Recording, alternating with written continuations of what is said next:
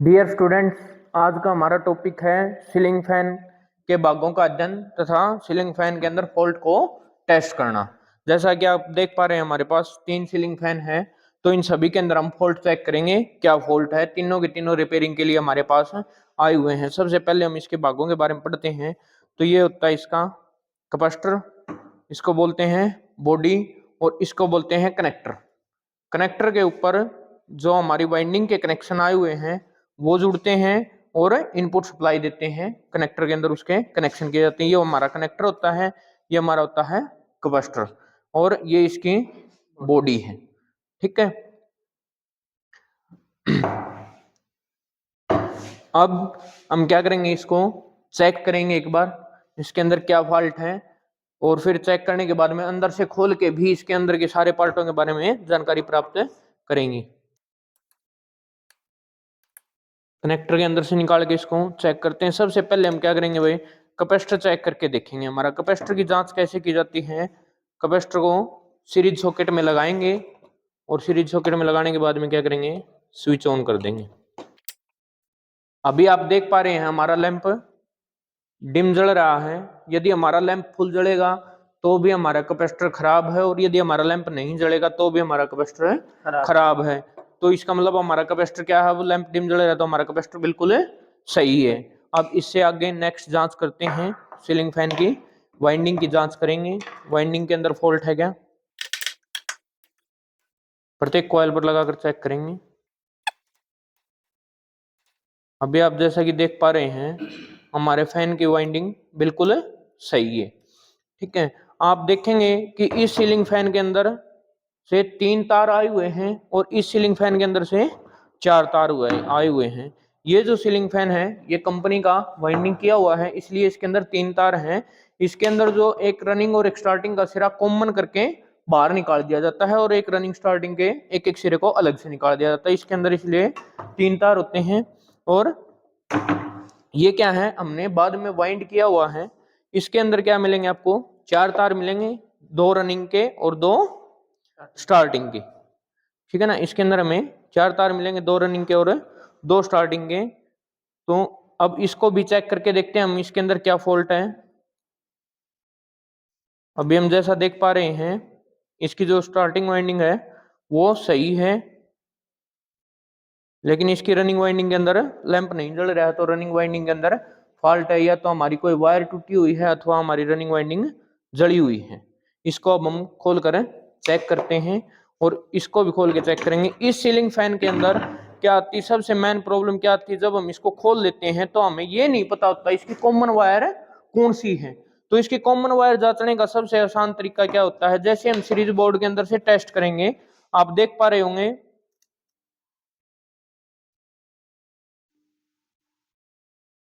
जैसे मैंने रेड पे लगाया और फिर ब्लैक पे लगाया, लैंप डिम जल रहा है, और फिर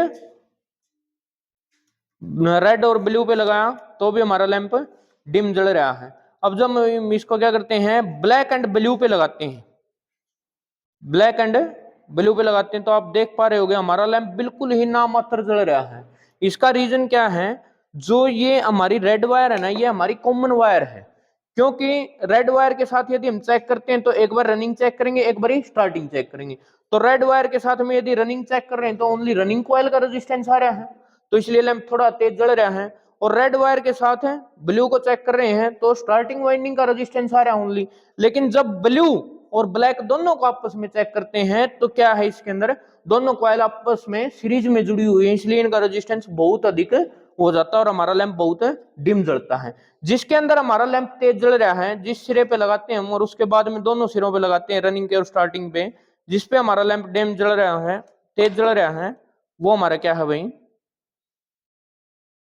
कॉमन सिरा है। इसके अंदर कॉमन सिरा कौन सा, हमारा रेड वाला।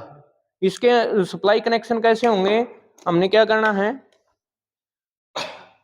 जो रेड वायर है इसको क्या करेंगे, डायरेक्ट फेज सप्लाई के साथ कनेक्ट करेंगे, और जो ब्लैक और ब्लू है उसके साथ में कैपेसिटर को कनेक्ट करेंगे। ठीक है, अब इसके अंदर जो हमारी रनिंग वायर है ब्लू वाली, इसको भी क्या करेंगे, सप्लाई के अंदर कनेक्ट कर देंगे, तो हमारा फैन बिल्कुल सही चलेगा, सीधी दिशा में चलेगा।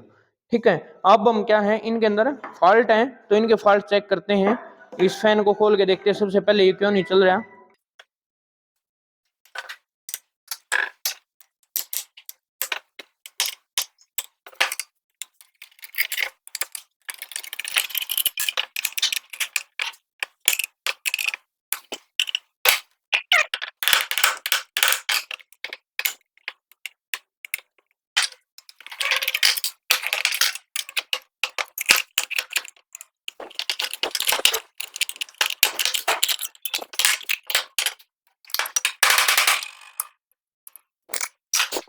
अभी जैसा आप देख पा रहे हैं, हमने चेक किया था, लेकिन इसके अंदर हमने बाहर से चेक किया, कोई भी फॉल्ट नहीं दर्शा रहा था। जब अंदर से देखते हैं इसको तो इसके क्या है भाई, सभी पेपर हीट हो चुके हैं और वाइंडिंग भी हीट हो चुकी है। ये हमारा फैन क्या है, कंप्लीट नहीं जला था। इसलिए जब हम बाहर टर्मिनल पर टेस्ट कर रहे थे तो ठीक दिखा रहा था, लेकिन जब अंदर से चेक कर रहे हैं तो आप देख पा रहे होंगे इसके सभी पेपर क्या हो चुके हैं, हीट हो चुके हैं। जो स्टार्टिंग कॉइल है वो बिल्कुल ब्लैक हो चुकी है, ठीक है ना। इसकी ये वाइंडिंग हीट हुई है, कंप्लीट नहीं जला। तो ये पंखा हमारा क्या है, अब हमें रिवाइंड करना पड़ेगा। पंखे को जब हम सीलिंग फैन को खोलते हैं तो इसके कुछ पार्ट आते हैं अंदर से। ये होता हमारा रोटर और ये होता हमारा स्टेटर। जो हमारा सीलिंग फैन है, सीलिंग फैन के स्टेटर पर दो प्रकार की वाइंडिंग की जाती है। एक हमारी होती है स्टार्टिंग वाइंडिंग और एक होती है रनिंग वाइंडिंग।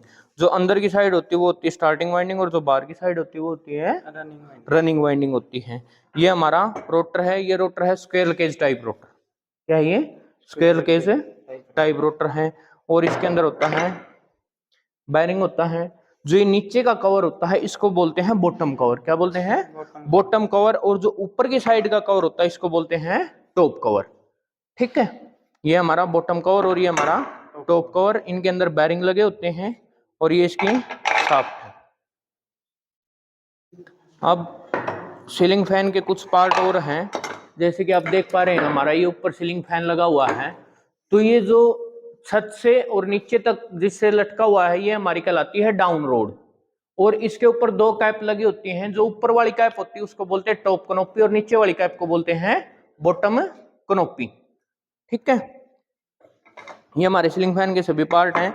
अब हम इसी प्रकार से क्या करेंगे, हमारे पास एक और सीलिंग फैन है, इसको भी चेक करते हैं। इस सीलिंग फैन के अंदर आप देख पा रहे होंगे 4 वायर बाहर निकली हुई हैं, 2 रनिंग की और 2 स्टार्टिंग की। तो इसको अब हम टेस्ट करते हैं। तो इसकी जो स्टार्टिंग वाइंडिंग है वो सही है, लेकिन जो रनिंग वाइंडिंग है वो या तो हमारी जल चुकी है या कहीं से उसका वायर टूटा हुआ है। तो अब हम इसको चेक करते हैं खोल के।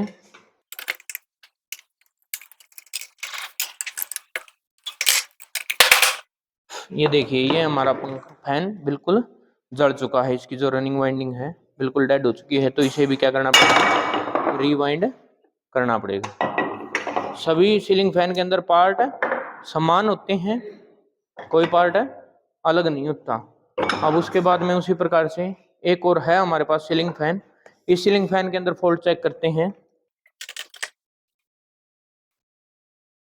आप देख पा रहे हैं इस सीलिंग फैन की वाइंडिंग बिल्कुल सही है, लेकिन ये सीलिंग फैन फिर भी नहीं चल रहा है।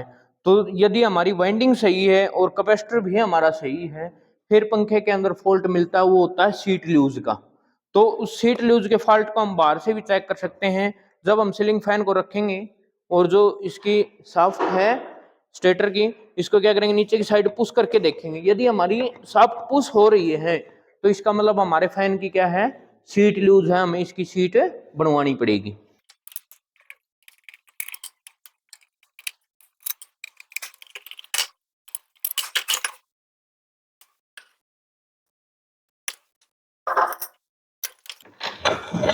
अभी जैसा आप देख पा रहे होंगे, देखिए हमारे फैन की वाइंडिंग बिल्कुल सही है, लेकिन जब हमने इसके कवर को निकाला तो आप देख पा रहे होंगे बिल्कुल आसानी से डल रहा है और बिल्कुल आसानी से निकल रहा है। इसका मतलब हमारे फैन की जो ऊपर की सीट है वो लूज है। ये वायरिंग के अंदर बिल्कुल सेट आनी चाहिए, ठीक है ना। ये नहीं आराम से डाला और आराम से निकाल दिया। सीट लूज होने के कारण भी हमारा सीलिंग फैन नहीं चलता।